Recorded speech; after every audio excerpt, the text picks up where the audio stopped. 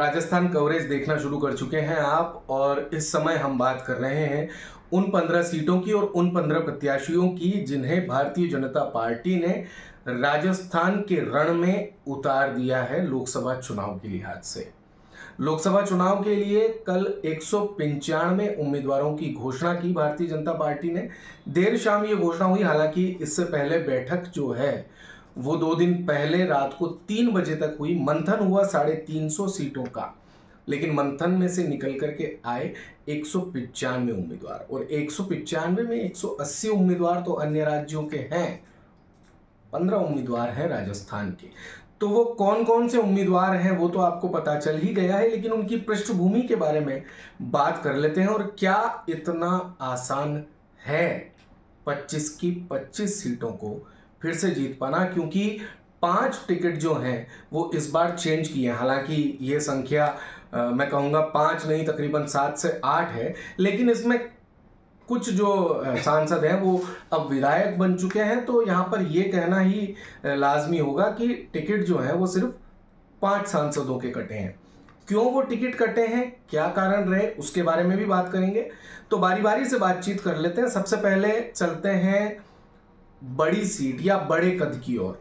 तो सबसे बड़ा कद जो है वो है जिन्हें माननीय भी कहा जाता है, लोकसभा अध्यक्ष का। तो चलते हैं कोटा की तरफ, बात करते हैं कोटा बूंदी लोकसभा की। तो एक बार फिर से यहां पर उम्मीदवार बना करके उतारा है भारतीय जनता पार्टी ने लोकसभा अध्यक्ष ओम बिरला को।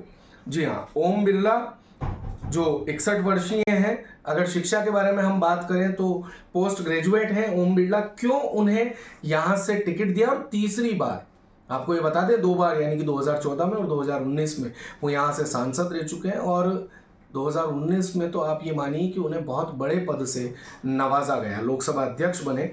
तो लोकसभा अध्यक्ष हैं, 3 बार विधायक हैं, 2 बार लगातार सांसद हैं। वसुंधरा राजे की सरकार में संसदीय सचिव और अखिल भारतीय जनता युवा मोर्चा के राष्ट्रीय उपाध्यक्ष भी रह चुके हैं।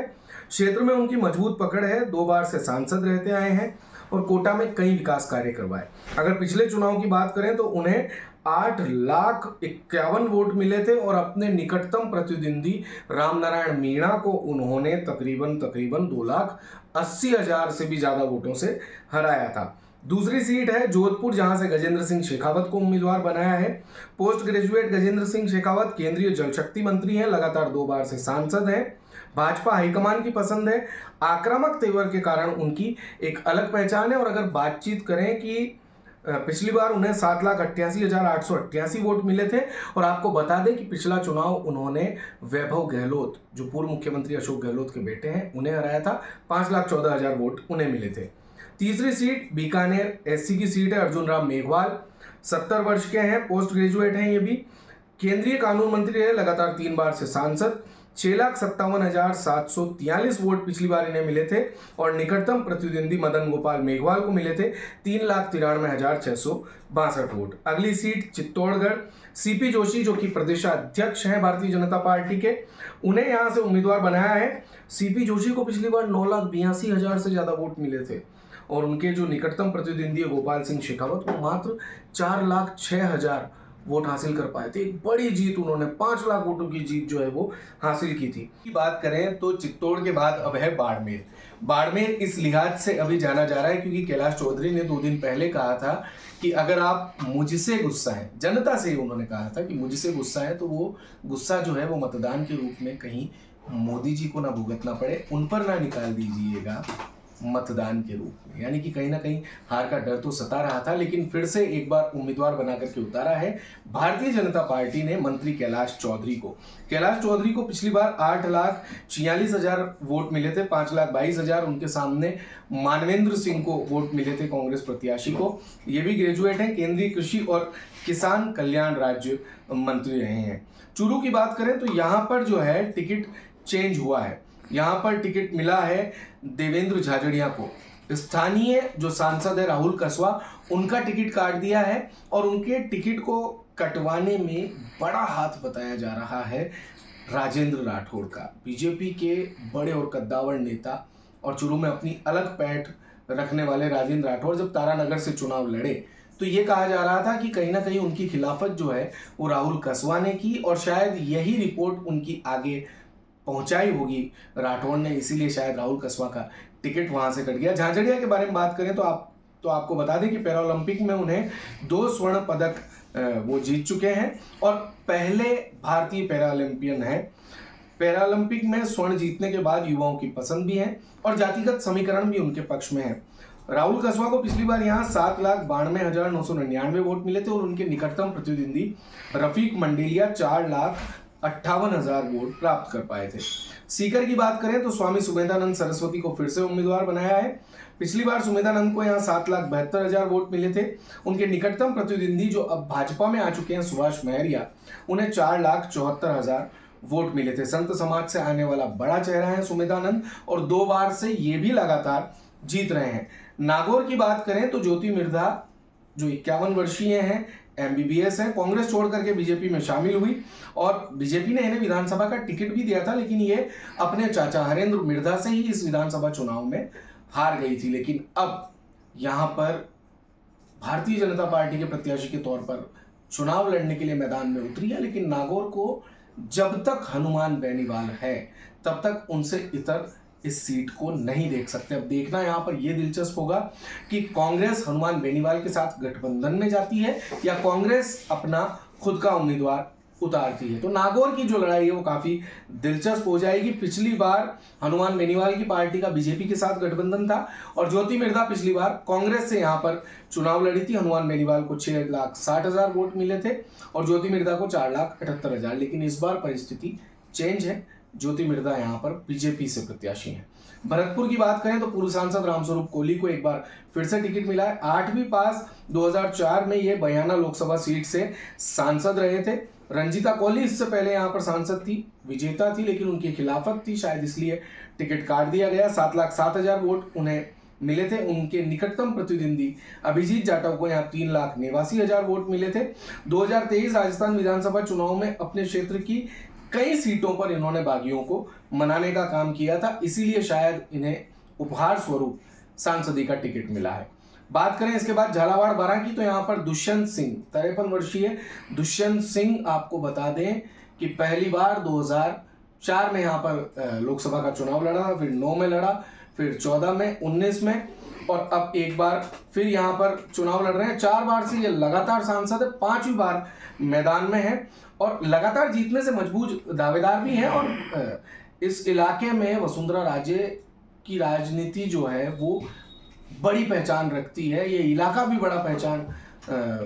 बड़ी पहचान के रूप में जाना जाता है पूरे देश में वसुंधरा राजे के लिहाज से। अच्छी पकड़ है। दुष्यंत सिंह को पिछली बार 8,87,000 वोट मिले थे। इनके निकटतम प्रतिद्वंदी प्रमोद शर्मा 4,33,000 वोट हासिल कर पाए थे। अब जिस सीट की हम बात कर रहे हैं बांसवाड़ा, ST की सीट है। महेंद्रजीत सिंह मालवीय पहले कांग्रेस का बड़ा चेहरा थे, बीजेपी में आए, अभी कुछ ही दिन पहले बीजेपी ज्वाइन की और बीजेपी ने उन्हें टिकट भी दे दिया। ताराचंद भगोरा पिछली बार यहां से कांग्रेस के टिकट पर थे, उनका साथ दिया था। इस बार कांग्रेस को यहां पर प्रत्याशी फिलहाल की परिस्थिति में तो ढूंढना पड़ेगा, लेकिन कांग्रेस अगर यहां पर BAP से यानी भारतीय आदिवासी पार्टी से गठबंधन कर लेती है तो महेंद्रजीत सिंह मालवीय की जो जीत है उसे भी इतनी आसानी के तौर पर नहीं देखा जाएगा। और कनकमल कटारा का टिकट जो है भारतीय जनता पार्टी ने स्थानीय सांसद का टिकट काट दिया है, तो अब देखना होगा कि बांसवाड़ा की सीट पर भी क्या होता है। उदयपुर की बात करें तो यहां पर भी टिकट काट दिया है अर्जुन लाल मीणा। हालांकि अर्जुन लाल मीणा पिछले काफी लंबे समय से अस्वस्थ चल रहे हैं, 2 बार के सांसद रहे हैं उदयपुर से। उनका टिकट काट करके ट्रांसपोर्ट विभाग के एडिशनल कमिश्नर मन्नालाल रावत को उतारा गया है। मन्नालाल रावत अब यहां से चुनाव लड़ेंगे। पिछली बार रघुवीर मीणा को 4,33,000 वोट मिले थे और करीब 4 लाख से भी ज्यादा वोटों से अर्जुन लाल मीणा ने उन्हें चुनाव हराया था। पाली की बात करें तो PP चौधरी को एक बार फिर से यहां पर उतारा गया है। 2014 लोकसभा चुनाव में भी इन्होंने जीत हासिल की थी। PP चौधरी ने पिछला चुनाव बद्री जाखड़ को तकरीबन 5 लाख वोटों से हराया था, क्योंकि 9 लाख वोट इन्हें मिले थे और 4,18,000 पूर्व सांसद बद्रीराम जाखड़ को मिले थे।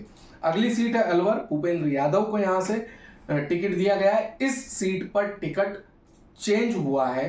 बाबा बालकनाथ अब विधानसभा में जा चुके हैं, तो भूपेंद्र यादव, क्योंकि यादव मतदाता है जो वो काफी ज्यादा है यहाँ पर, उन्हें टिकट दिया है। बालकनाथ को पिछली बार यहाँ 7,60,000 वोट मिले थे। भंवर जितेंद्र सिंह कांग्रेस का बड़ा चेहरा 4,60,000 वोट ही हासिल कर पाए थे। भूपेंद्र यादव की संगठन में अच्छी पकड़ है। संसदीय क्षेत्र में अहीर वोटर्स की जो संख्या है वो काफी ज्यादा है। शायद इस लिहाज से भूपेंद्र यादव को ये टिकट दिया गया है। इसके बाद बात करें जालौर सिरोही की, तो यहां पर लुम्बाराम चौधरी 59 वर्षीय, उन्हें टिकट दिया गया है 10वीं पास। लुम्बाराम चौधरी भाजपा प्रदेश कार्यकारिणी के सदस्य हैं। यहां पर भी टिकट चेंज हुआ है। लुम्बाराम की संगठन में अच्छी पकड़ है। जातिगत समीकरण भी इनके पक्ष में है। पिछली बार की आपको बता दें तो देवजी पटेल यहां से सांसद रहे, 7 लाख से ज्यादा वोट उन्हें मिले थे। उन्होंने रतन देवासी को चुनाव हराया था। लेकिन इस बार अगर रतन देवासी फिर से उतर करके सामने आते हैं तो ये चुनाव कितना दिलचस्प होगा। तो 5 सांसदों के टिकट काटे हैं 15 में से, और 10 पर फिर से एक तरीके से कह सकते हैं कि भरोसा जताया है। तो ये थे 15 उम्मीदवार, और ये थी 15 उम्मीदवार की पृष्ठभूमि, जिसमें आपने जाना कि उन्हें पार्टी ने क्यों उम्मीदवार बना करके उतारा और क्यों ऐसे पुराने सांसदों पर फिर भरोसा जताया। लेकिन ये तो भविष्य के गर्भ में है कि ये भरोसा जताना और मोदी की गारंटी इस बार लोगों पर असर कर पाएगी या हश्र 2004 जैसा होगा। आप देखते रहिए राजस्थान कवरेज। धन्यवाद। दिन भर की सारी अपडेट्स के लिए सब्सक्राइब करें राजस्थान कवरेज को और बेल आइकन दबाना ना भूलें, ताकि आप रहे अपडेटेड हमेशा।